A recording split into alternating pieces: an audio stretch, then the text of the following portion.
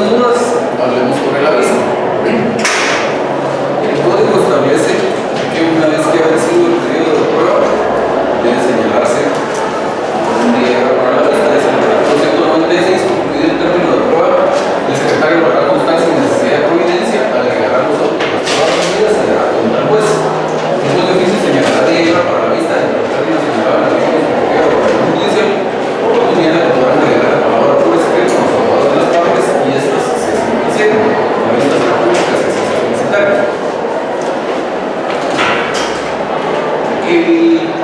La norma entonces establece ese señalamiento de la regla para la vista. En alguna oportunidad más o menos adelantábamos que ya en la demanda del autor expuso sus argumentos en los cuales hace descansar su pretensión. Entonces, en la contestación de demanda, si es que el demandado también habrá expuesto sus argumentos que considera improcedente esa demanda. Entonces, pues el objeto de la vista no está precisamente en la reiteración de sus argumentos, porque a cada una de las partes tuvo esa oportunidad para expresarlos. El objeto de la vista esencialmente es que las partes puedan hacer alguna argumentación en cuanto al resultado de la decisión de prueba. Entre que el demandado contestó la demanda o se tuvo que contestar, se decidió seguir el juicio en su rebeldía, y que llegamos a este momento, porque finaliza el periodo de prueba, la etapa procesal trascendental que ocurrió es precisamente el periodo de prueba, dentro del cual por su naturaleza se tuvieron que haber diligenciado los medios de prueba que habían sido propuestos por las partes. Entonces, la idea es que en la vista las partes expongan su argumentación en cuanto al resultado de prueba. Es decir, aquí debe hacerse una cierta combinación de varias cosas, que es la misma combinación como más adelante va a ser el próximo sentencia. El artículo 126 del Código dice que las partes tienen la carga de probar sus proposiciones de hecho, que quien pretende algo debe probar los hechos constitutivos de su pretensión y quien se opone a la pretensión del adversario debe probar los hechos vinculados, los circunstancias impeditivas o los hechos extraños de esa pretensión. Luego, o antes que eso, el artículo 123 establece que cuando hay hechos controvertidos se debe abrir todo el proceso. Y si vemos los requisitos de la sentencia en el artículo 147 de la Ley de Procedimiento Judicial,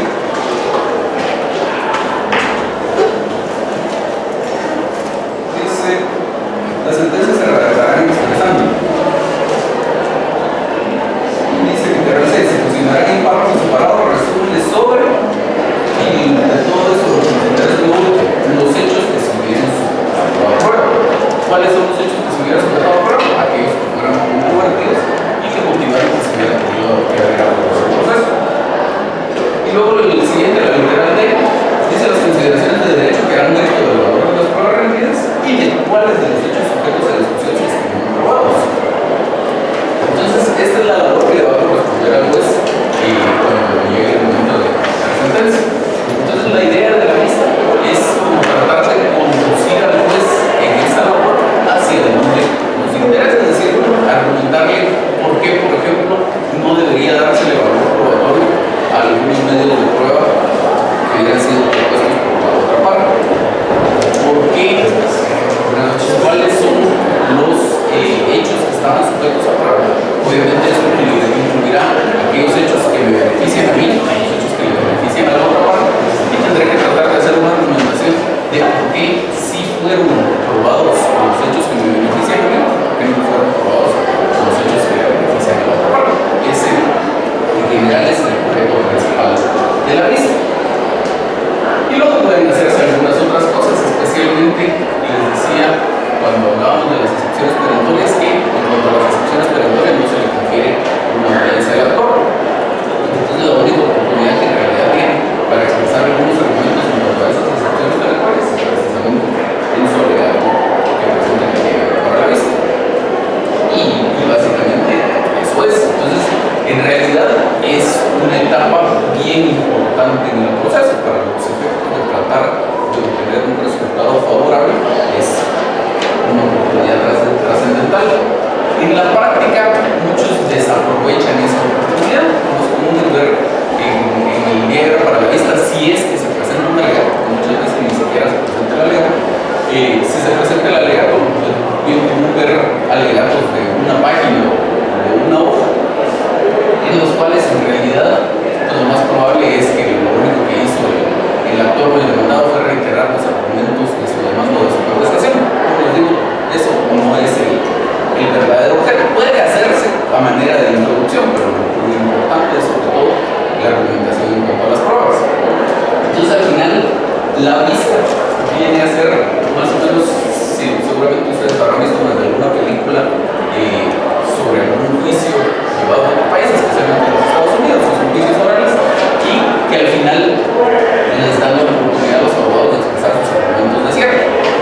Esos argumentos de cierre es lo que hay que hacer valer en el porque como nosotros tenemos, por lo menos el ordinario es un juicio esencialmente escrito, pues la vista es esencialmente escrita. La ley establece la posibilidad de que sea el alegato presentado de palabra por escrito, y también establece la posibilidad de que la vista sea pública, pero en la práctica son muy pocos los casos en los cuales sobre todo una vista de primera instancia se lleva a cabo de forma pública. Tal vez hay un poco más en vistas de segunda instancia y sí un poco más en vistas de casación, pero en vistas de primera instancia yo creo que nunca he visto una vista pública. Entonces son argumentos que se expresan por escrito, pero siempre debería uno ser muy cuidadoso, muy diligente en presentar un buen alegato para la vista. No, de la vista. Podría intentar conducirse al juez de cómo debe valorar un medio de prueba, no solo que sí, no solo de que le dé valor probatorio, sino de qué manera interpretarlo. Sí, por ejemplo, yo podría decir, soy el demandante. Entonces digo que presenté la demanda, que lo que era otra cosa, que los hechos que se hacía de la demanda era tal. Es un resumen muy breve para no aburrir al juez, porque no me parece interesante. Hago alguna referencia en qué consistió la contestación de la demanda, cuáles fueron los argumentos del demandado. Luego ya les expongo cuáles son los hechos sujetos a prueba. Y entonces le digo, por ejemplo, el hecho tal se comprueba con el documento tal que yo presenté como medio de prueba.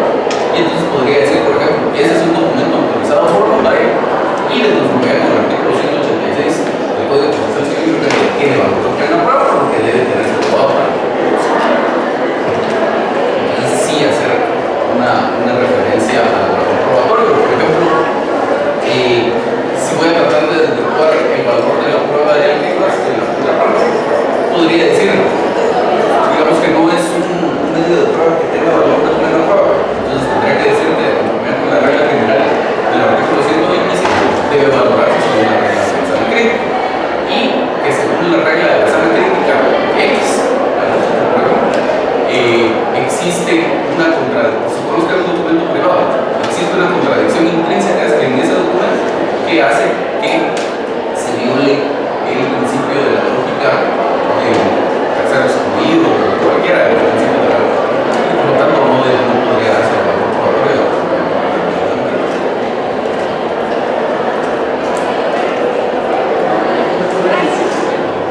Si no hay dudas de la vista, entonces hablemos de la para mejor fallar. El auto para mejor fallar, básicamente de lo que se trata es, ya que transcurrió la vista, la siguiente etapa sería, por regla general, normal, sería que el juez dicte sentencia. Y obviamente para dictar sentencia, el juez tiene que hacer un análisis sobre todo el caso. Entonces pudiera resultar que al hacer ese análisis sobre el caso, o al empezar a hacer ese análisis sobre el caso, al juez tuviera alguna duda. Entonces el código establece en el artículo 197 que los jueces tribunales, antes de pronunciar su fallo, podrán acordar para proveer primero que se traiga a la vista cualquier documento que sea inconveniente para esclarecer el derecho de los inmigrantes. Segundo, que se practique cualquier reconocimiento o algo que considere necesario que se cumplir los que ya se hubiesen hecho. Tercero, traer a la vista cualquier actuación que tenga relación con el proceso. Estas diligencias se practicarán en un plazo no mayor de 15 días contra esta tiempo de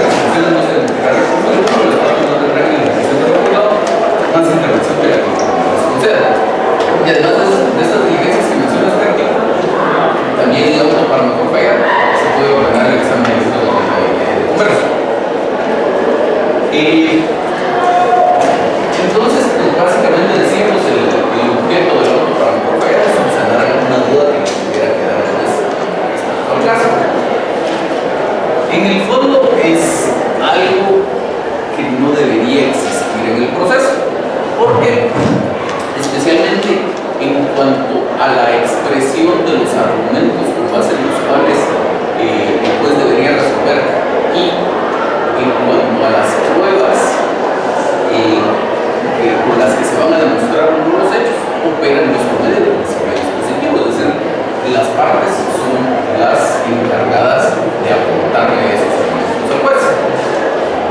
Incluso siguiendo el principio dispositivo, la ley establece la carga de la prueba. Quien pretende algo debe probar los hechos constitutivos de su pretensión, y quien regresa a la pretensión de la defensa debe probar también los hechos de esa posición. Entonces, dice la ley que los jueces apreciarán de conformidad con las reglas de la sana crítica las omisiones o las deficiencias de la prueba. ¿Eso qué quiere decir? Que si era esencial que yo probara un determinado hecho para que no declarara como parte de mano y no logro probar ese hecho, entonces obviamente el juez iba a tener una duda, pero la ley no debería ir orientada en el sentido de que el juez subsane una duda ordenando el diligenciamiento de esto, que al final de cuentas no es más que el de prueba, sino que debería seguirse el error. Entonces debería valorar con la regla de la buena crítica esas deficiencias y entonces debería declararse como la demanda. Lo que está haciendo el juez cuando dicta un auto para no fallar en el fondo es subsanando las deficiencias de la otra parte. Si hay una duda, lo que tiene que hacer el juez es resolverla en el sentido inicial para que era el encargado o sobre quien empezaba la carga de resolver eso. Pues, ¿y en este caso qué sucede con la averiguación de la verdad? lo que pasa es que el proceso civil es un proceso esencialmente en donde el juez debe resolver una verdad mal. Entonces, la regulación del proceso civil podría ser distinta. O sea, podríamos tener un proceso civil eminentemente inquisitivo, donde el juez fuera el encargado de recabar las pruebas. Entonces, en ese caso, pues sí, el juez se encarga durante X cantidad de tiempo de recabar pruebas, pero como era función del juez y todavía le queda alguna duda, pues que tenga una oportunidad de seguir recabando las pruebas.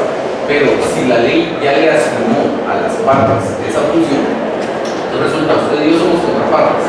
Yo tenía que probar un hecho, no lo probé. Eso ya produjo una ventaja suya. Y entonces resulta que si el juez hace uso de su facultad de dictar un auto para no fallar, le está quitando a usted esa ventaja que tenía. Entonces ahí es donde lo veo. Exacto. Entonces, en la práctica no es muy frecuente que el juez haga uso del derecho de dictar un auto para no fallar, entonces no se dan muchas esas discusiones, pero sí, en el fondo, yo considero que el auto para no fallar no debe existir. ¿Vos podrías pedir que se detenga la vista en la situación que ni siquiera puede decir? Sí. Tal vez en alguna determinada situación muy especial se podría justificar este tema. Por ejemplo, yo soy actor, usted es demandado. Y usted como demandado interpone una excepción perentoria. Como a mí no me dan audiencia de las excepciones perentorias, pues obviamente yo no me pude pronunciar en contra de esas excepciones perentorias.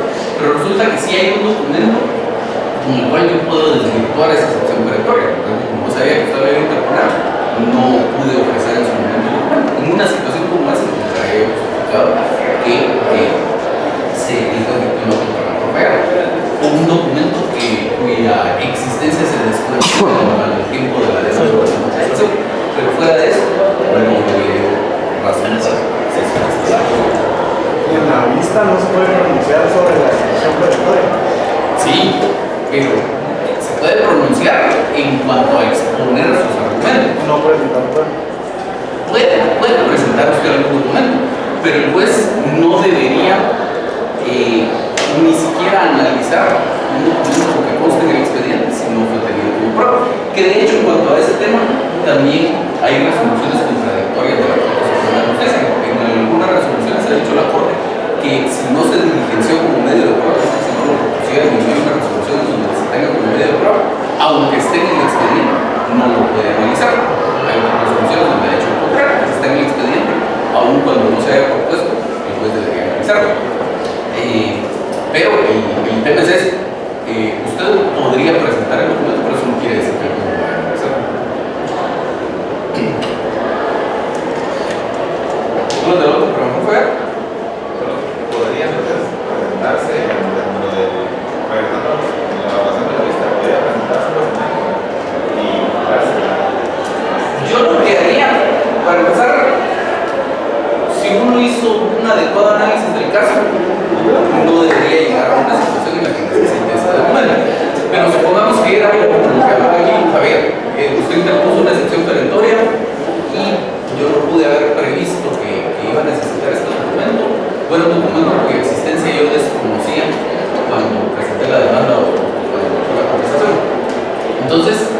Lo que debería hacerse en ese caso es, en el alegato que se presenta que tiene que para la vista, hacerle referencia al juez sobre ese documento, indicarle por qué fue que no se ofreció en su momento como prueba de que no se propuso, acompañar el documento y pedirle que lo entregue a la vista. Dígame.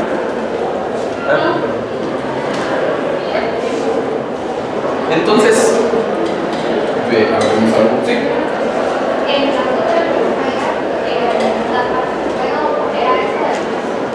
No. De hecho, la norma dice que las partes no tienen más intervención de lo que puede hacer. Entonces, si el juez le dice, usted traiga el documento, usted va a decir bien.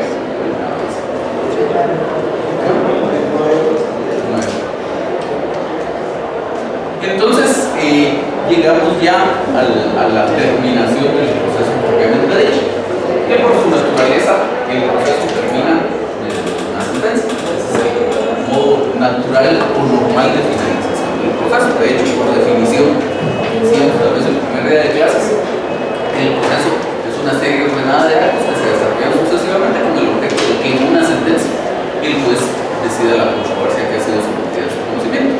Entonces, pues toda esa serie de actos que se resuelven en el proceso van precisamente encaminados hacia que se dicte esa sentencia y que esa sentencia se mínima la controversia. El modo normal de terminación del proceso es esa sentencia. Y de la sentencia, en realidad, el código dice muy poco. Lo único que dice es en su artículo 198 que efectuada la vista o decisión del plazo del auto para no conferencia se dictará sentencia por el supuesto de la ley constitutiva del judicial. Se acabó. La otra norma que tiene el Código Procesal Civil Mercantil, de la cual hablamos cuando hablamos de los principios procesales, es el artículo 26. El juez deberá dictar su fallo congruente con la demanda y no podrá resolver de oficio sobre excepciones que son las partes. Entonces, lo esencial, prácticamente lo único que ordena la ley en cuanto al contenido de esa sentencia es que debe respetarse el principio de congruencia.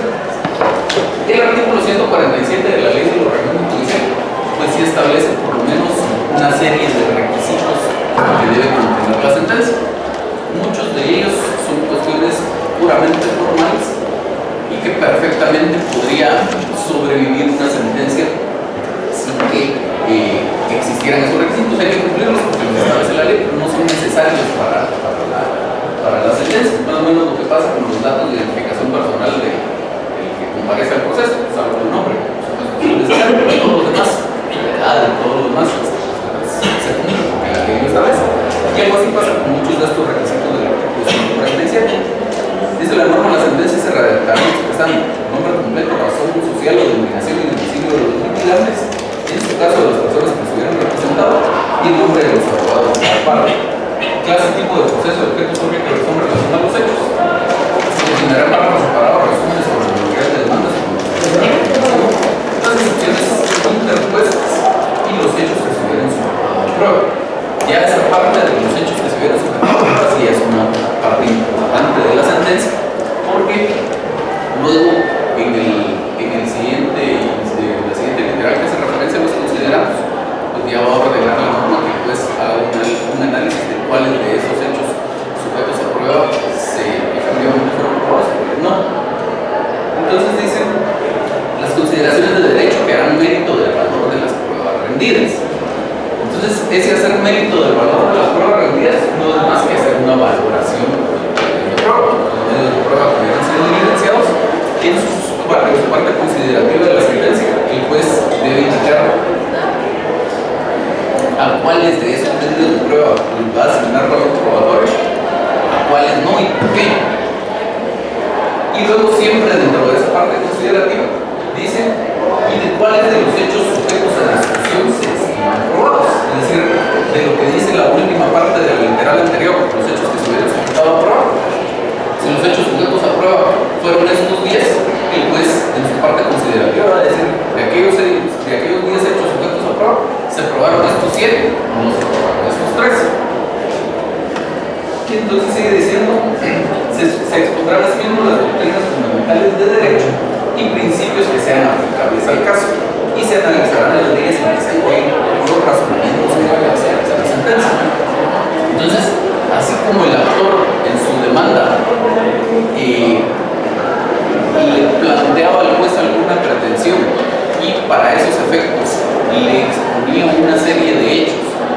una argumentación de por qué al haber ocurrido esos hechos de conformidad con alguna determinada norma jurídica tenía derecho a pedir aquella prestación.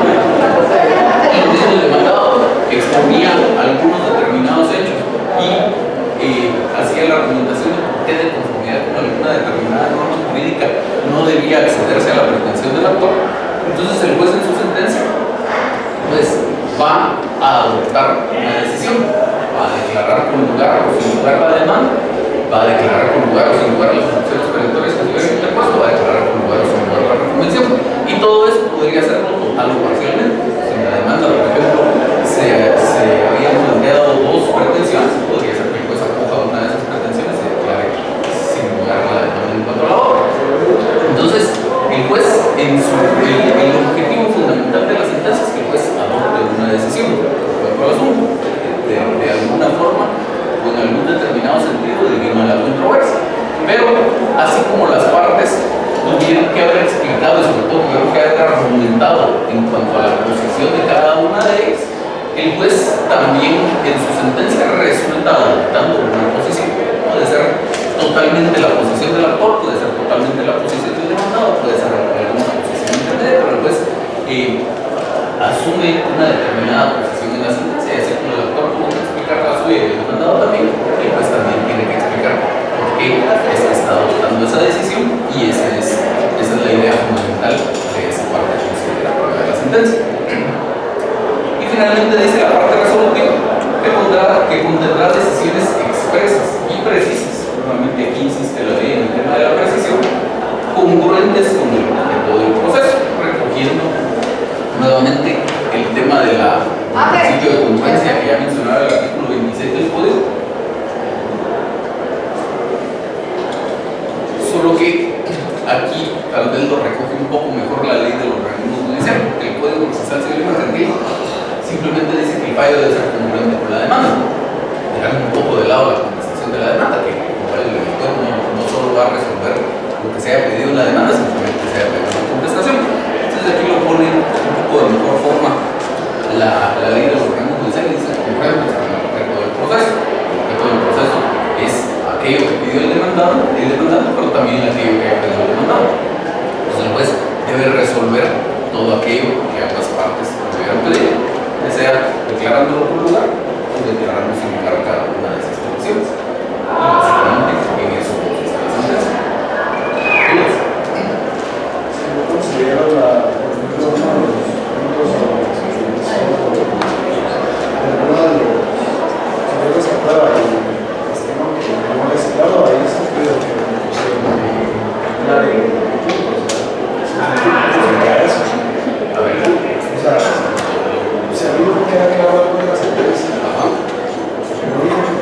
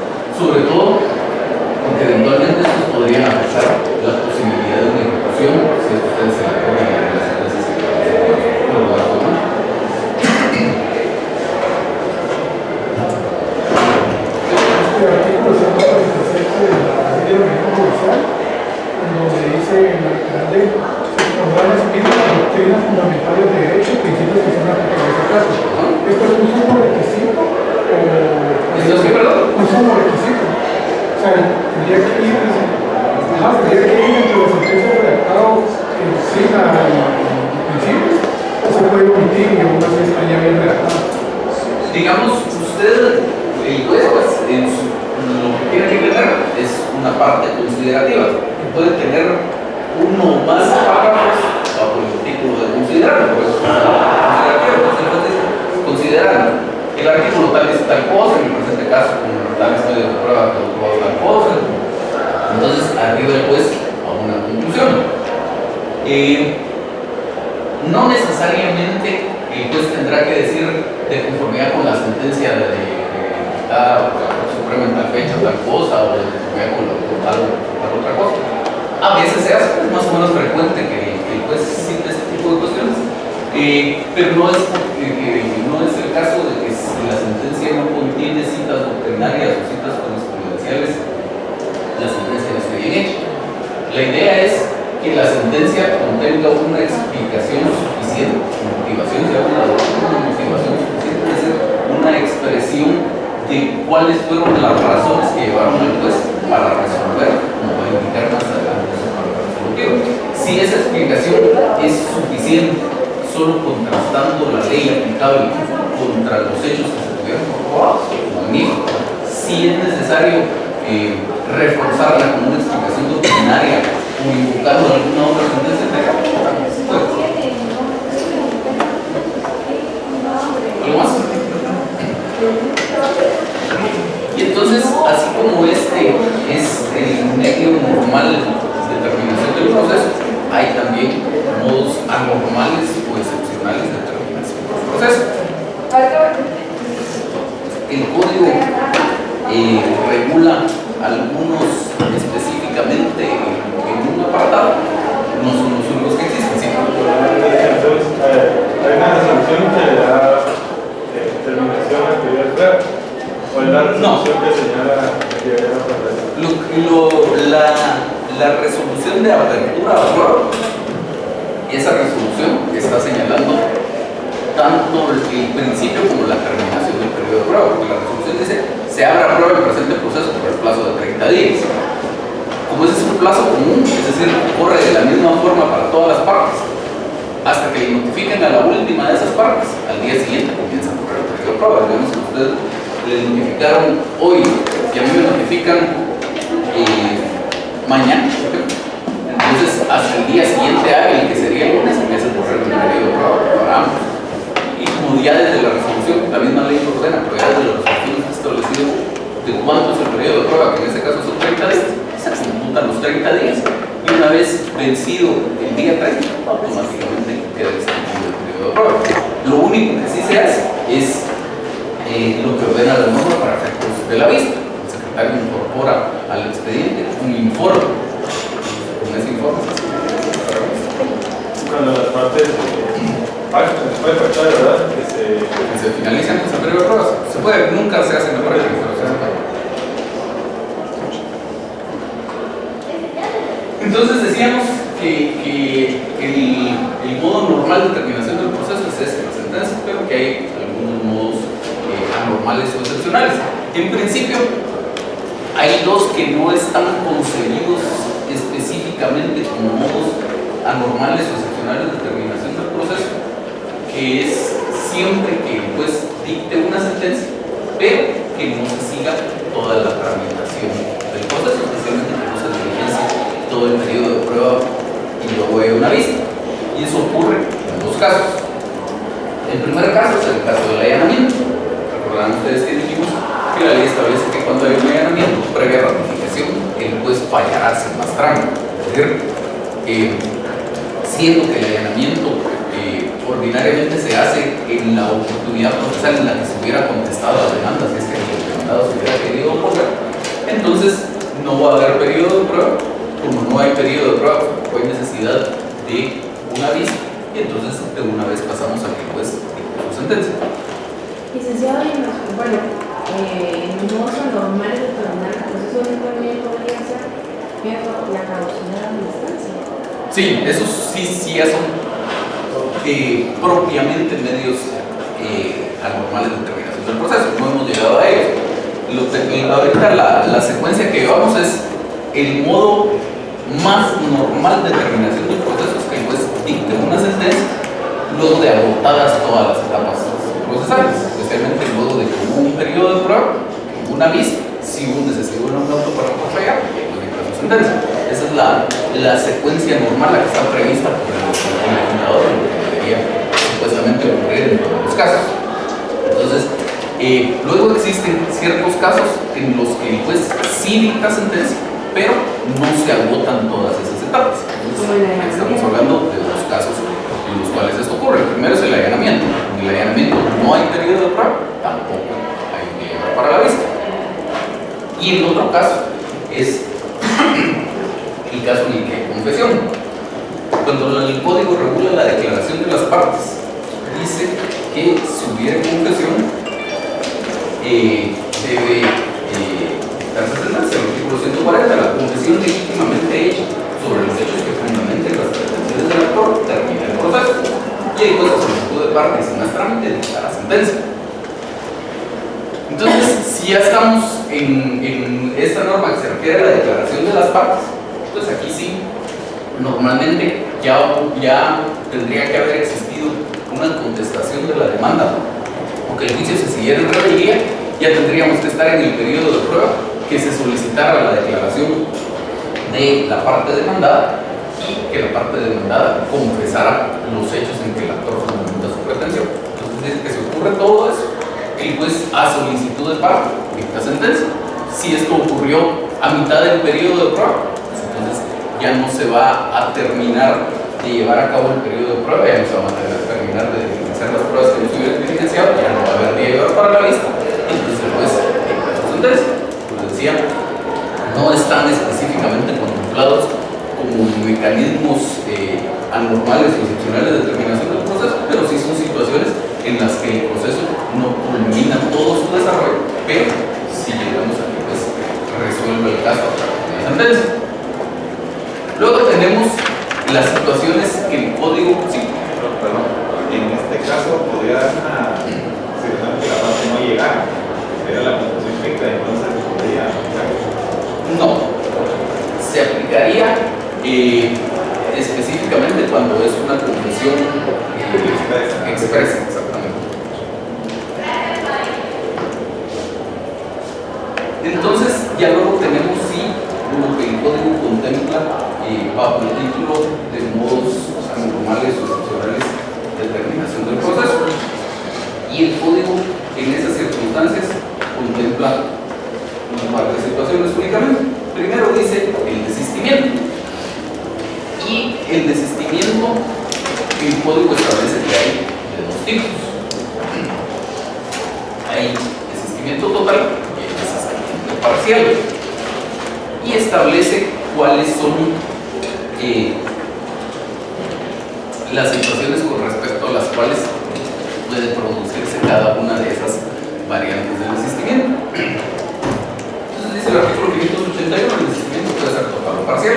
El desistimiento total es el del proceso o de un recurso que afecte la esencia del asunto. Y el parcial solamente de un recurso incidente o excepción sobre puntos que no aplica el proceso y sobre una prueba propuesta. Entonces, la norma establece, como decíamos, desistimiento total, desistimiento parcial, e incluso el desistimiento total dice que puede ser del proceso o puede ser de algún recurso que afecte la esencia del mismo. Luego, cuando trata en el siguiente artículo, bajo el capítulo del desistimiento del proceso, ya amplía un poco el ámbito del desistimiento total, porque ese artículo lo que se refiere es al desistimiento total, y amplía un poco el ámbito, porque dice cualquiera puede desistir del proceso que ha promovido o de la oposición que ha formulado en un proceso en que es parte. Este desistimiento impide renovar en el futuro el mismo proceso y supone la renuncia del derecho respectivo, que no es tan cierto. Es decir, el código aquí, bajo el apartado de modos excepcionales de terminación del proceso, contempla al desistimiento general. Pero en realidad, el desistimiento solo es un modo excepcional de terminación del proceso cuando hablamos de un desistimiento total, y ese desistimiento total es el del proceso, es decir, el actor desiste del proceso. También puede ser desistimiento total si el demandado desiste de la oposición que ha formulado. Es decir, yo soy demandado, contesté la demanda en sentido negativo y más adelante en el proceso se me ocurre que mejor ya no quiero continuar con la oposición que planteo. Entonces puedo desistir de esa oposición, pero eso no termina el proceso, eso lo que termina es mi oposición. Entonces en realidad el desistimiento solo es un modo excepcional de terminación del proceso cuando es el actor el que desiste de su planteamiento que le hizo el juez. Sí. La transacción sería una forma de desistir. No. La transacción es también un modo excepcional del proceso, pero puede ser, según las circunstancias, un modo excepcional de terminación del proceso, pero no está contemplado en este apartado. Vamos a hablar un poquito en un momento cuando terminemos estos dos. Sí. Como aquí dice de que como experimento del proceso, el experimento de la oposición que se ha formulado en un proceso que es parte, pero se entiende como de la parte demandada desistiendo de la oposición. Así es. Entonces no se le convertiría como en allanamiento o sigue siendo desistimiento por parte. Es un desistimiento y lo que hace es que deje de existir la oposición, es decir, usted ya había contestado la demanda en sentido negativo, con el desistimiento total que hace de esa oposición, deja de existir una contestación de demanda en sentido negativo. Pero eso no convierte su actitud procesal en una actitud procesal distinta. Entonces, usted ya puestos en el punto de que dejó de existir oposición, usted desistió de ella, podría presentar un negamiento si usted quisiera. No, si no se presentara, ¿cuál es el efecto? Es el mismo. En el fondo sí, pero en el fondo me refiero a en cuanto a que no van a haber hechos controvertidos, pero no se produce el efecto de que el juez tenga que dictar sentencia. Entonces tendríamos que agotar de todos modos el proceso por gusto, digamos. En la práctica no se hagan mucho bolas con el tema del desistimiento total en cuanto a la oposición, porque es algo que no pasa. Usted desde el principio diseñó su estrategia procesal. Si decidió oponerse, es por algo. Si en el camino llega a un arreglo con el actor, entonces lo que hace es una transacción. Pero eso funciona de manera distinta. En la práctica nadie desiste, aunque está prevista la posibilidad, nadie desiste de su posición. Bueno, no nos tiramos bolas, pero igual me quedó la duda de por qué se seguiría el proceso. Digamos, lo que se tienen que probar son los hechos controvertidos, pero si ya no existen hechos controvertidos, igual van a seguir en la prueba, digamos, estaban... Porque no tiene una norma que le ordene pasar al fallo. La norma está específicamente regulada dentro del allanamiento, y esto no es un allanamiento. Cuando se da un desistimiento total y dice que ya no se puede renovar en el futuro el mismo proceso, y si se diera que quisieran volver a intentar en el futuro volver a plantear el mismo proceso, el desistimiento sería también como, se podría usar como una excepción perentoria, ¿no? Sí. Sí, ¿verdad? Pues no hay cosa juzgada. No es cosa juzgada, porque el juez lo único que hace ante el desistimiento, se cumple todos los requisitos legales, es aprobarlo. Pero la norma dice, supone que el desistimiento supone la renuncia al derecho respectivo. Entonces, usted a través de una excepción perentoria haría valer que este supuesto derecho dejó de existir desde el momento que yo desistí del proceso y consecuentemente renuncié al derecho. ¿Qué pasaría entonces cuando yo he visto casos en donde pretenden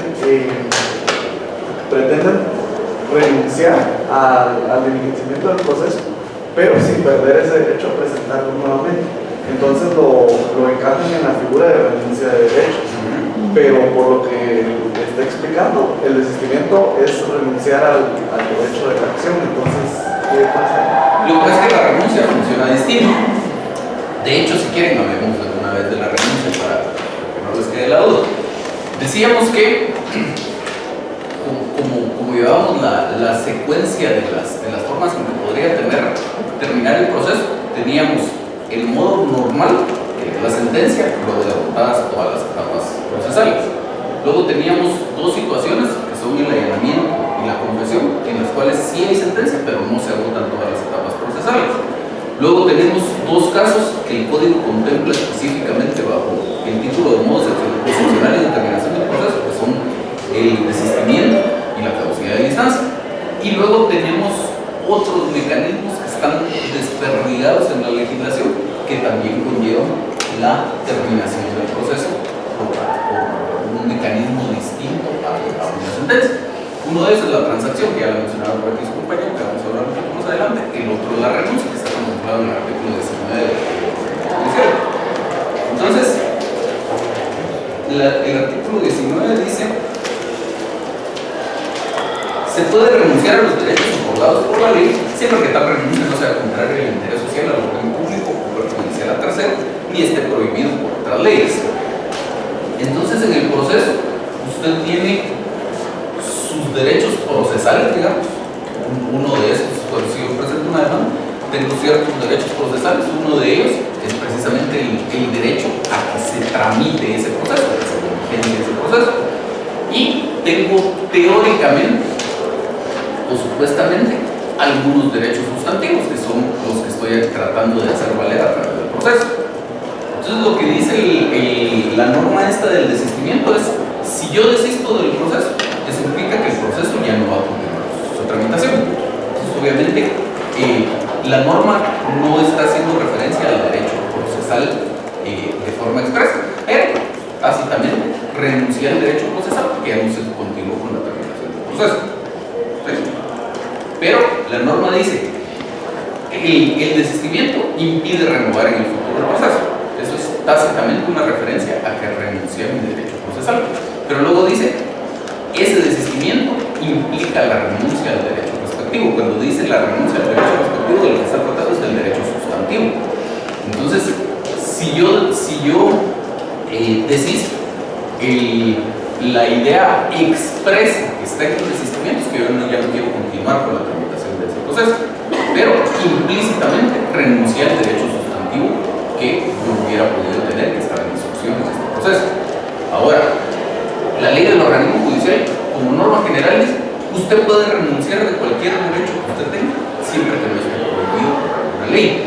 Entonces, yo sí podría renunciar a que se continúe con la tramitación del proceso y hacer una reserva expresa de que no estoy renunciando al derecho sustantivo. Entonces, en ese caso, es algo distinto al desistimiento. No hay una norma que diga que eso conlleva una renuncia también al derecho sustantivo, por lo tanto, se podría plantear nuevamente el proceso. Y tal vez no se usa tanto para esos casos, sino podría ser más en otra situación. Usted en una sola demanda me demanda a mí y demanda a Javier. Luego resulta que a mí sí me pudo localizar, ya me notificó la demanda, encontró bienes suficientes con los cuales asegurar el cumplimiento de la obligación. Esos bienes ya están embargados. Su demanda tiene muy buenas posibilidades de éxito, pero resulta que no le han podido notificar a Javier. Javier se fue despojado a los Estados Unidos, no lo encuentra, y tendría usted que seguir unas diligencias de ausencia para que se un representante y poder continuar con el trámite del proceso. Y resulta que incluso en la búsqueda patrimonial que usted hizo, me encontró bienes a mí, no me encontró bienes a él. Para efectos de lo que se va a resolver en el proceso, usted a él no lo necesita.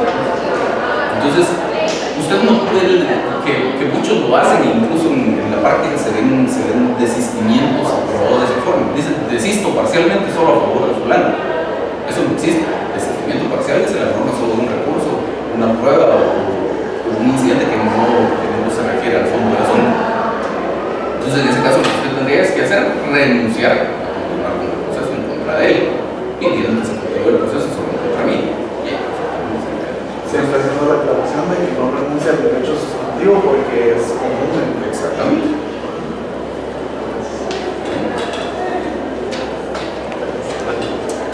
Entonces decíamos, aquí dentro del desistimiento tenemos las dos grandes variantes, total o parcial. El desistimiento parcial nunca implica la terminación del proceso, y el desistimiento total solo cuando es un desistimiento del proceso propiamente dicho y no cuando es un desistimiento de la oposición. Sigue diciendo: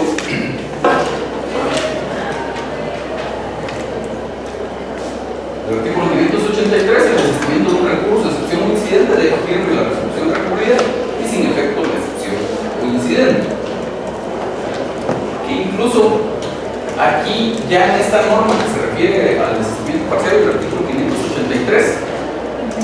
hace referencia solo al desistimiento de un recurso, excepción o incidente.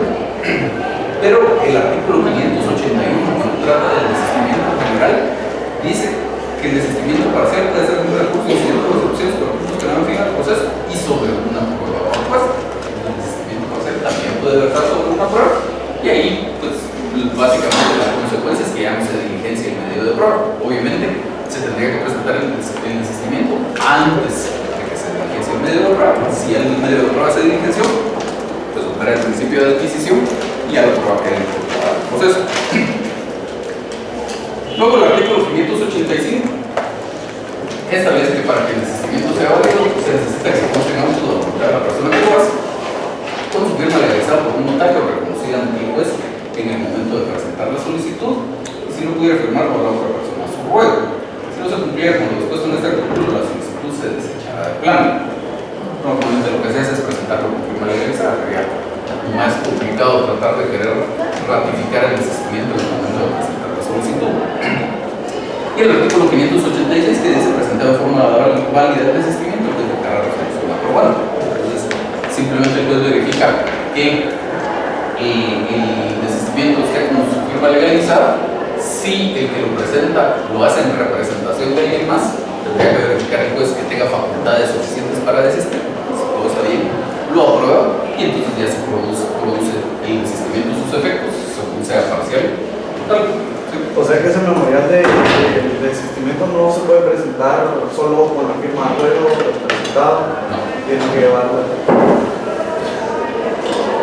¿Qué tipo de resolución después? Es un auto. Es un auto. Es un auto, porque si usted va a la ley del organismo judicial, cuando va a hacer la clasificación de las resoluciones, o sea,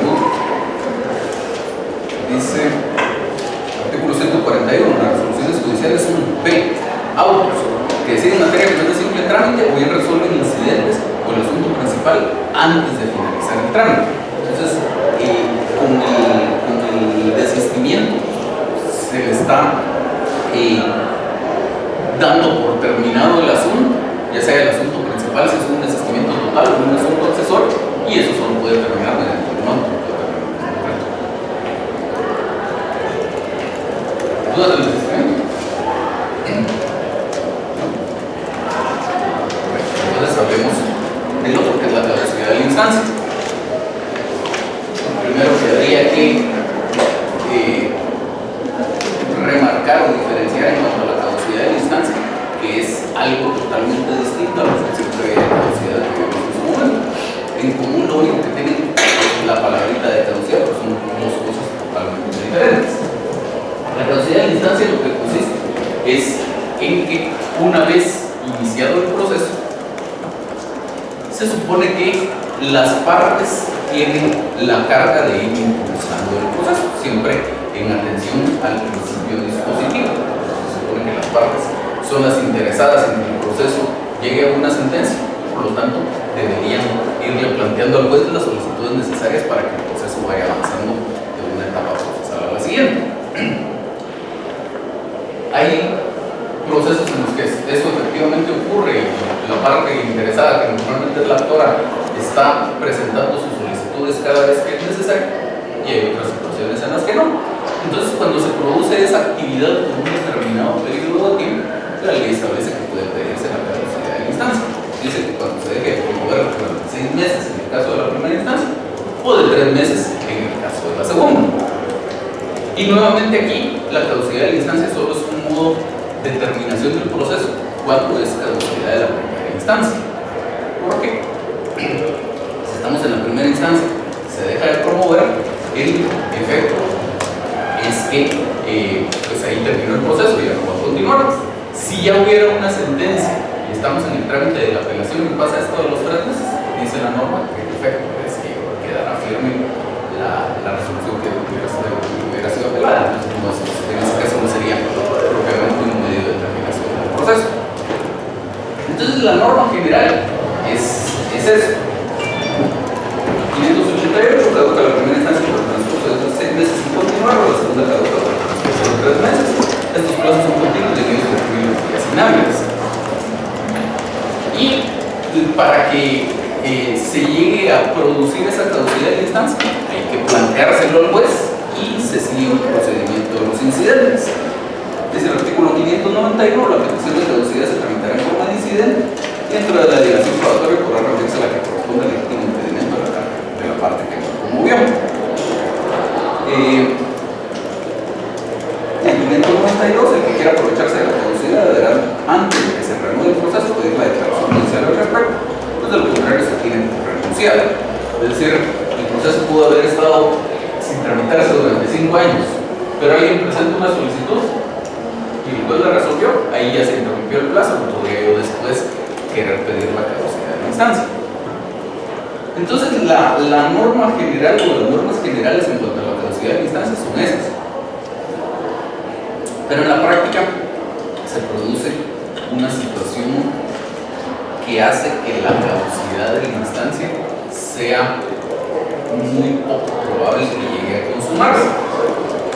El artículo 589 establece ciertas excepciones al principio de caducidad. Dice no procede la caducidad de la instancia en los siguientes casos.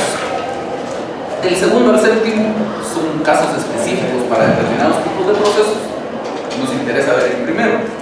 Dice cuando el proceso se encuentra en estado de resolver sin que sea necesaria gestión de las partes. Y cuando el proceso esté en estado de resolver sin que sea necesaria gestión de las partes. Casi siempre.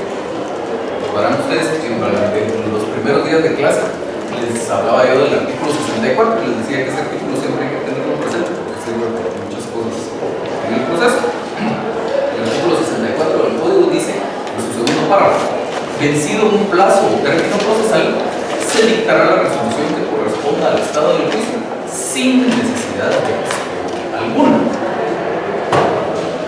Entonces el proceso siempre está en estado de resolver sin que sea necesaria gestión de las partes. Se vence un plazo, pues tiene que dictar la resolución que corresponde. El demandado contesta la demanda, pues tiene que dictar la resolución de apertura a prueba. Se vence el periodo de prueba, el secretario tiene que rendir su informe y pues tiene que señalar que oficio de para la vista. Y así estamos siempre en una situación en la que pues tiene que dictar una resolución para lo cual no es necesaria una gestión de las partes. El único caso en el que es indispensable una gestión de las partes, si no el proceso no puede avanzar hacia ninguna parte, es el caso en el que ya transcurrió el plazo para que el demandado conteste la demanda, los 9 días en el caso del juicio ordinario, y el actor no ha pedido la rebeldía. Entonces, mientras el actor no pida la rebeldía, el juez no puede de oficio dictar alguna resolución que corresponda a la etapa siguiente, porque la rebeldía solo opera la solicitud de parte. Entonces, si estuviéramos en esa situación durante más de 6 meses, ahí procede la caducidad de la instancia. Fuera de eso, de conformidad con la combinación de esa excepción del principio de caducidad más el artículo 64, la caducidad de la instancia se no procede.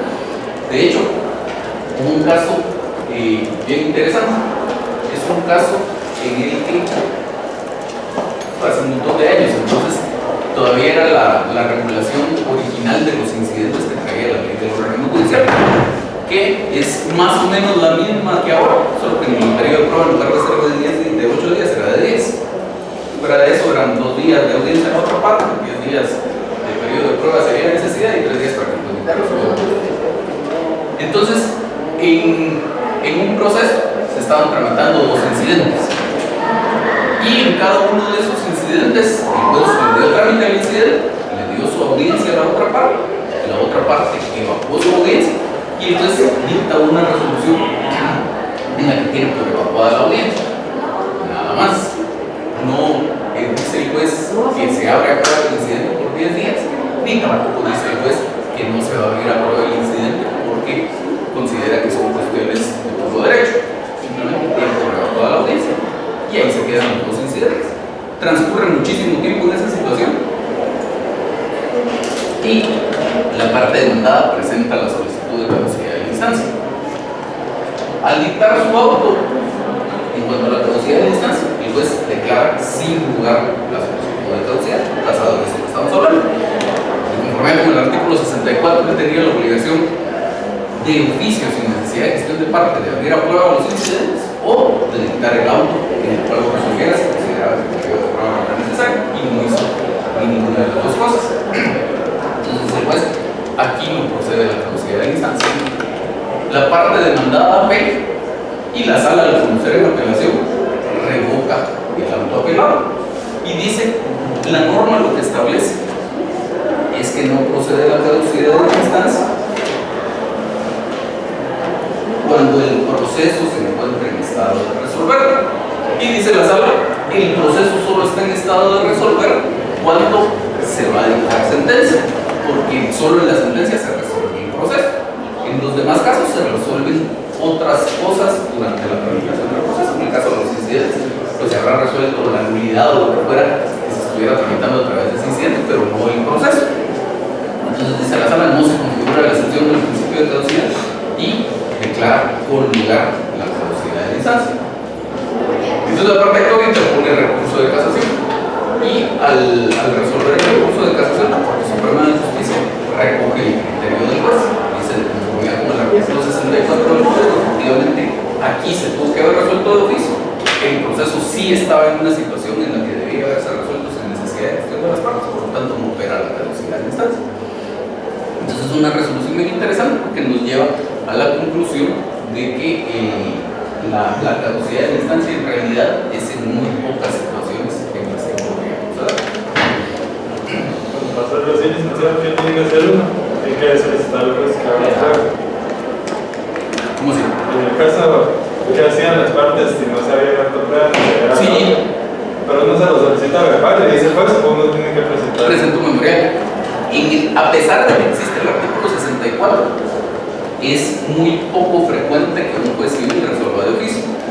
Entonces, uno, sobre todo si es la parte interesada en que el proceso vaya avanzando, siempre debería tener el cuidado de llevando el cómputo de los plazos y ir presentando sus memoriales, haciendo las gestiones que vayan correspondiendo. Pide usted que el proceso se haga prueba, pide usted el señalamiento del libro para la lista, formulando todas las solicitudes. Ahí no tiene relación con este tema de la caducidad de instancia, pero hay un caso curioso que ocurrió hace un montón de años también. Llega el punto en el que ya el proceso estaba para dictar sentencia. Y entonces la parte actora seguramente presenta un memorial pidiendo que se dicte la sentencia. Y frente a ese memorial lo único que se dicta es una resolución que dice, díctese la sentencia que en derecho corresponde, pero no dictar la sentencia. Pasa algún tiempo y vuelve a presentar todo el memorial y lo vuelve a resolver de la misma forma. 3 o 4 veces, hasta que finalmente el actor tuvo que presentar un amparo para que se le ordenara al juez que dictara la sentencia. Pero no es muy frecuente que ocurra esto, pero para que veamos en el total extremo hasta dónde se llega en algunos casos. ¿Alguien por aquí? Yo solo tengo una duda. En ese caso del que hablábamos de los incidentes, donde no se había abierto pruebas, ¿qué plazo se venció ahí? Se venció la audiencia en la otra parte. Porque ya la bajó. Sí, es que veamos la ley del organismo judicial cuando regula los incidentes. Listo. 139, si el incidente refiere a cuestiones de hecho, refiere a las partes pidieras que se haga prueba o puede considerar necesaria, no se abrirá prueba por el plazo de 8 días. Entonces, la norma dice, vencido un plazo o etapa procesal.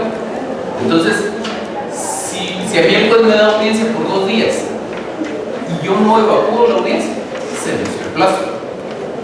Si a mí el juez me da audiencia por 2 días y yo el primero o el segundo de esos 2 días evacúo mi audiencia, se venció la etapa procesal porque ya transcurrió el momento de evacuación de la audiencia. Pero lo que sigue es que el juez habrá prueba porque dicte el auto.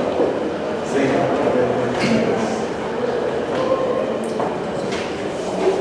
Y entonces en general la caducidad de la instancia sí tiene una norma que dice que esta solo extingue el proceso propiamente, no extingue el derecho que hubiera estado en discusión, y si no ha prescrito, si no ha operado la prescripción, se puede plantear nuevamente el proceso. ¿Dudas de la caducidad de la instancia?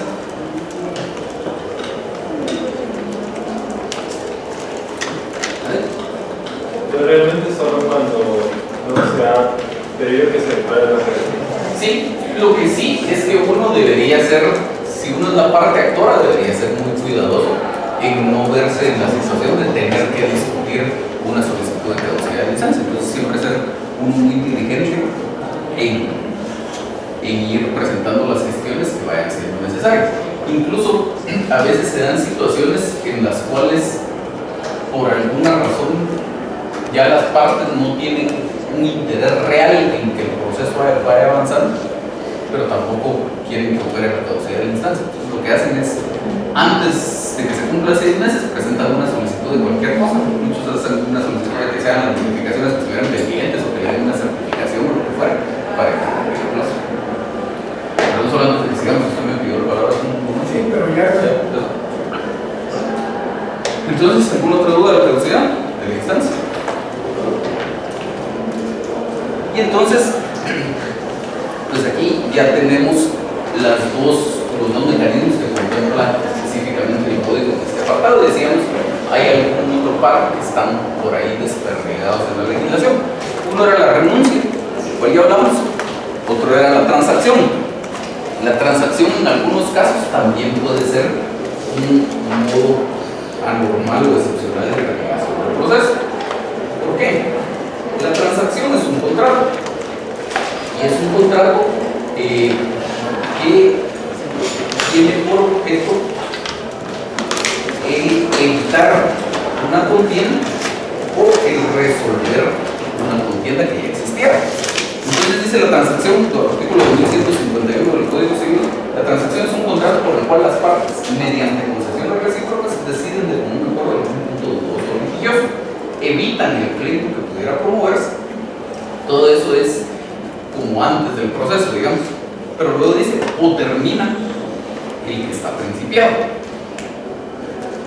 Y entonces ya luego viene pues toda la regulación del contenido del contrato de transacción, pero lo que interesa aquí es que una de las posibilidades en el contrato de transacción es que sirva para terminar un pleito que ya hubiera iniciado. Entonces, efectivamente, si celebramos una transacción, eso puede servir para dar terminado el proceso. Normalmente, cuando las partes se ponen de acuerdo en cuanto al tema que está en discusión, lo que se hace es que la parte actora prepara su desistimiento e incluso se lo da a la parte demandada para que la parte demandada sea la encargada de presentar, de gestionar la aprobación y el levantamiento de las medidas precautorias por el caso.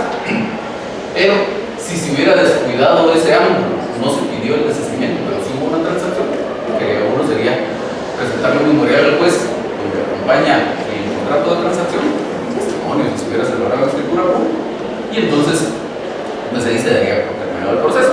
De hecho, el Código Civil dice que la transacción debe celebrarse por escrito y establece algunos medios por los cuales puede ser esa celebración por escrito.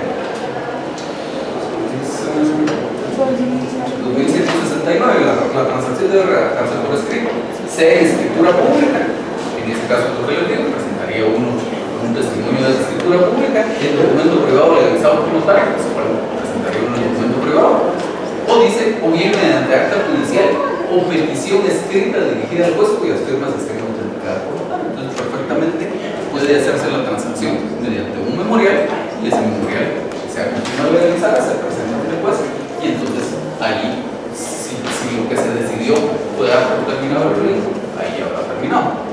Lo mismo se seguiría en el principio de la excepción previa, presentar el contrato de transacción con el memorial de esa excepción. Lo que pasa es que es distinto, porque en el caso de la excepción previa, normalmente va a ser lo que dice el artículo 2159. Deciden de común acuerdo algún punto de dudoso o litigioso, evitan el pleito que podría promoverse. Entonces, en esos casos ya existía la transacción y a pesar de eso yo presenté una demanda en su contra. Tengan con eso excepción previa de transacción. Ahora, aquí la idea es, ya existe el proceso y nos ponemos de acuerdo en cuanto al asunto que está en litigio. Entonces ahí se presenta, se celebra el contrato de transacción y eso va por terminado el proceso. Sí. ¿Hay algún plazo para presentar la transacción? No, mientras sea antes de que cuente presentación.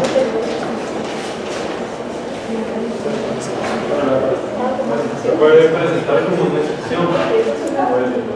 Es lo que preguntaba su compañero. Normalmente usted la va a presentar como una excepción cuando la transacción se celebró antes del proceso. Si ya estamos en el curso del proceso, pues usted simplemente presenta un memorial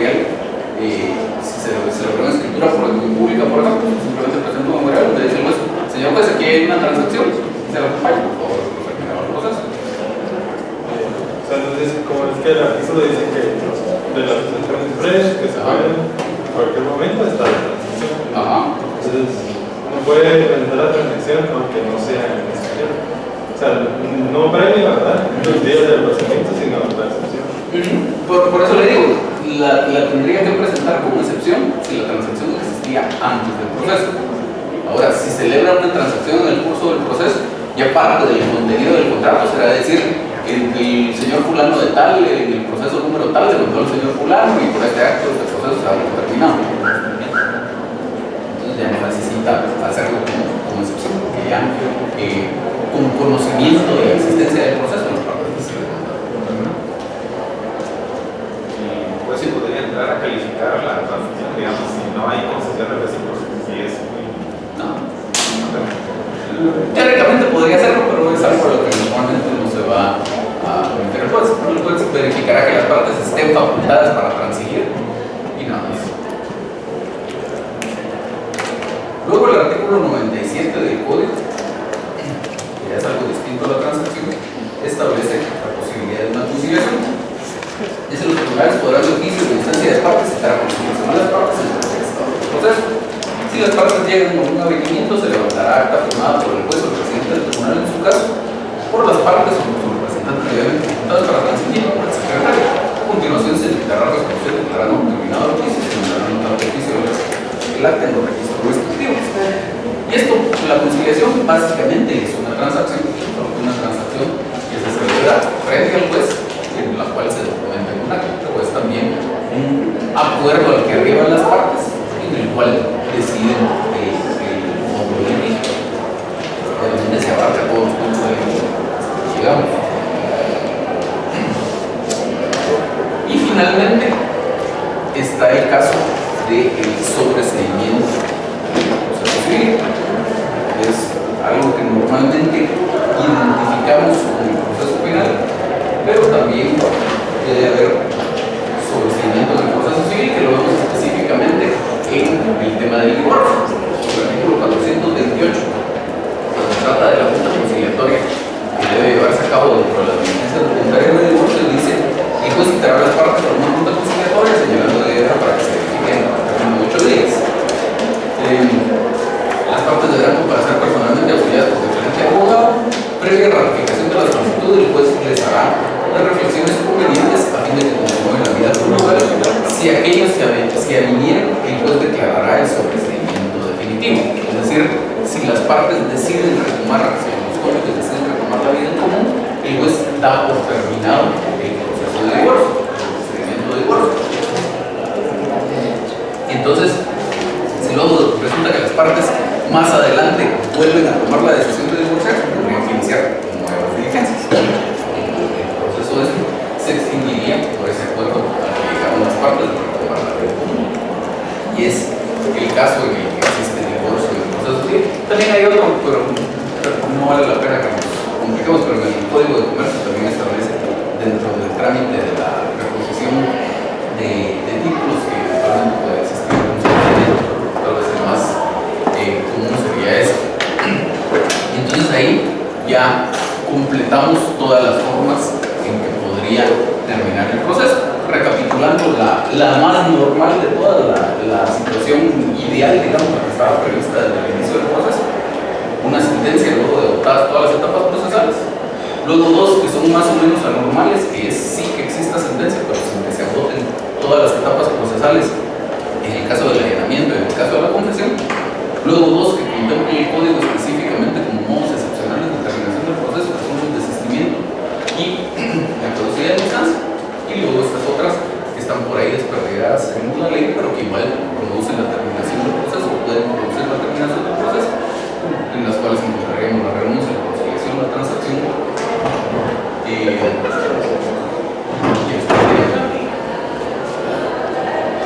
Y ahí estamos, todos.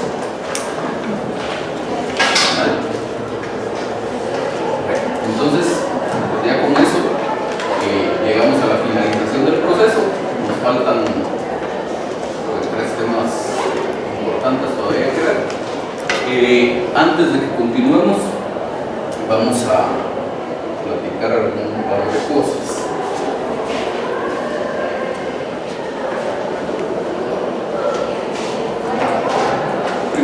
el del trabajo que era para hoy, ya todos me entregaron sus.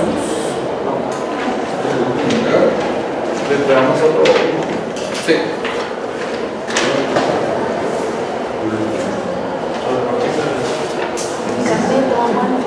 Ahorita lo vamos a ver porque solo les quiero dar un par de indicaciones.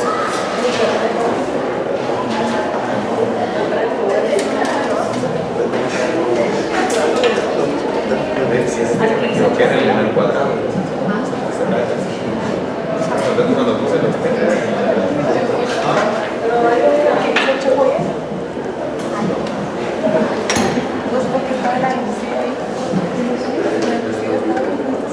de todos los trabajos que les tengo que asignar a ustedes, falta un trabajo sobre medios de impugnación. Hoy se los voy a asignar.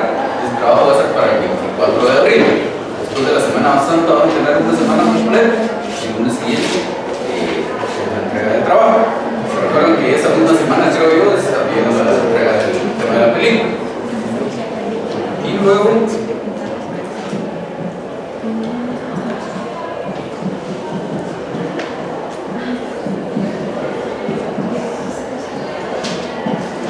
examen final, 6 de mayo, que es sábado. Y entonces ya con eso tendríamos la nota completa del curso. Les voy a asignar entonces su trabajo sobre los mecanismos de impugnación. Por ahí me preguntaban de las clases que vamos a tener que recibir después de que termine el semestre. Nos faltan 3 grandes temas que son las pruebas anticipadas, los procesos cautelares y los medios de impugnación. Más o menos considero que vamos a terminar en los días que nos hacen falta pruebas anticipadas y procesos cautelares. Probablemente veamos algo de medios de impugnación, pero no lo vamos a terminar. Lo que tendremos que venir a recibir de clases será sobre medios de impugnación. Por eso es que de una vez les estoy pidiendo la fecha en la que quiero el trabajo, para que ustedes, para llegar al examen final, por lo menos ya sepan su nota de su trabajo. Entonces, pues será lo que sea necesario. Vamos a seguir recibiendo clases la semana después de que termine el semestre. Recibiríamos clases entre semana y lo más probable es que sea a partir de las 5:30. Lo que sea necesario, tal vez será un día, 2, 3, no creo que sea más que eso. En el examen final tendrían estos 3 temas que haríamos después. No, es que lo que vamos a ver después va a ser sobre medios de impugnación. No, lo que no vamos a hacer.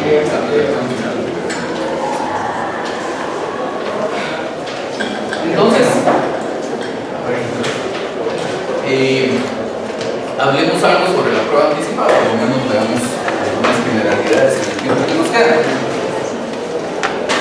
Las pruebas anticipadas, como su nombre más o menos lo señala, son ciertas diligencias que se llevan a cabo con el objeto de que se diligencie un medio de prueba o antes de que exista el proceso. Entonces, la idea esencialmente es preparar la prueba para un juicio posterior. Como ustedes habrán podido ver cuando prepararon sus trabajos sobre este tema, en las pruebas anticipadas se cumple esencialmente con la estructura y los requisitos de una demanda. En cuanto a estructura, es como si fuera una demanda, pero obviamente no es una demanda, no existe el proceso, tanto no hay parte actor y parte demandada, sino la idea es que se pueda tener ya diligenciado un medio de prueba. Más adelante, pues solo incorporar este diligenciamiento al proceso, que ya no existe necesidad de diligenciarlo en el periodo de prueba del proceso propiamente dicho. ¿Y eso para qué puede servir o por qué pudiera haber interés en plantear una diligencia de prueba anticipada? Depende de cada situación o del tipo de prueba anticipada de la que estamos hablando. Hay algunas diligencias de prueba anticipada para las cuales la ley exige algún requisito específico para su procedencia. Es decir, no puedo yo pedir que esto se diligencie como prueba anticipada simplemente porque quiero, sino la ley me exige algunos requisitos. Los ejemplos típicos son el reconocimiento judicial y la declaración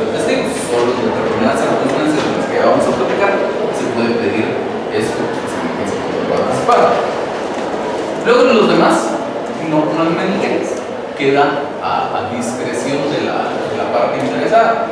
Y muchas veces se hace pues, con el objeto de más o menos tener una idea de cuál pudiera ser el resultado de este medio de prueba. A lo mejor este medio de prueba va a ser mi prueba fundamental, no tengo otros medios de prueba si no es este. Y resulta que si este medio de prueba va a resultar en un fracaso, mejor ya ni siquiera demanda. Esa es una situación en la que me interesa tramitar esto como prueba anticipada.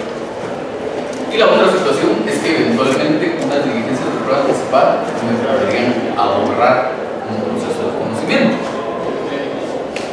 Y eso es específicamente en el caso de la prueba anticipada de declaración jurada, que es el equivalente a la prueba de declaración de las partes, únicamente que como prueba anticipada.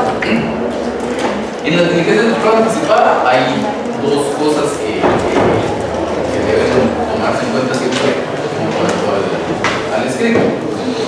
Una es, como les decía, en su estructura debe responder a la estructura que hubiera tenido una demanda, salvo en lo que respecta a la distinción entre peticiones de trámite y peticiones de fondo, porque lo normal es que las diligencias de prueba anticipada solo tengan peticiones de trámite, salvo que así se preguntan los incidentes.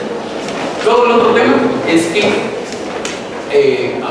salvo por lo que expresamente está establecido en este apartado de las pruebas anticipadas, en estas diligencias se siguen las reglas del medio de prueba correspondiente. Entonces, por ejemplo, para estas diligencias de prueba anticipada de declaración jurada, lo único que tenemos es el artículo 98. Ya luego, para cómo deben ser las posiciones, cómo se presentan, etcétera, pues tenemos las reglas de la declaración de las partes y así con las demás.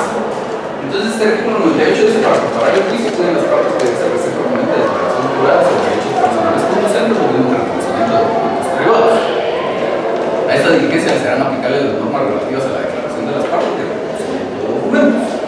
El articulante deberá indicar en términos generales en su solicitud el interrogatorio sobre lo que regresará a la confesión y acompañará el interrogatorio implícito. Si llenar ese requisito no se dará recurso a la solicitud, el juez calificará la procedencia de las preguntas sobre la propia declaración. Sigamos con este contemporáneo, seguimos las reglas de la declaración de las partes. Y cuando vemos cómo se desarrolla la declaración de las partes, pues el absolvente debe responder las preguntas y de las respuestas que dé a esas preguntas pudiera ser que exista confesión o que no exista confesión. También pudiera ser que el absolvente llegue o no llegue, y si no llega, pues se le tiene por confeso a su de parte.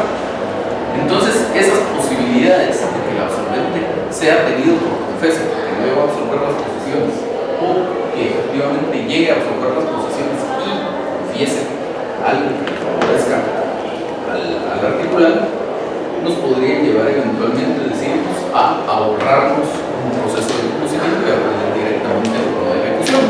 El artículo 327 del Código dice: procede el juicio ejecutivo cuando se promueve en virtud de alguno de los siguientes tipos. Y dice: segundo, la confesión del deudor prestada judicialmente, así como la confesión ficta cuando viene el principio de prueba por escrito. Confesión del deudor prestada judicialmente, llega el absolvente, responde las preguntas y confiesa. Diga si es cierto que en tal fecha usted recibió tal cantidad de dinero al señor Fernando de tal, diga si es cierto que esa cantidad de dinero le dio una idea, diga si es cierto que usted ha permitido pagar para que diga si es cierto que usted ha dado al señor. Y contesta que sea todo eso, hay una confesión y por lo tanto sobre esa base podría yo acudir a un juicio ejecutivo si de esto resulta que hay una cantidad de dinero líquido exigible que me adeuda a la otra parte. O dice la confesión ficta, es decir, no llegó y se tuvo por confeso cuando viene el principio de prueba por escrito, es decir, hay un documento, no un documento que hubiera servido como para título ejecutivo, pero por lo menos en un pedazo de papel se escribió algo y se firmó, eso es un principio de prueba. Entonces, en esos casos, del resultado de las diligencias de prueba anticipada, podríamos acudir directamente al proceso de ejecución. Y la norma decía, se puede pedir declaración jurada y se puede pedir reconocimiento de documentos privados. Entonces, el siguiente inciso del 327 dice: documentos privados suscritos por el obligado o por su representante y reconocidos o que se tengan reconocidos ante el juez competente de acuerdo con lo dispuesto en los artículos 98 y 184. Entonces,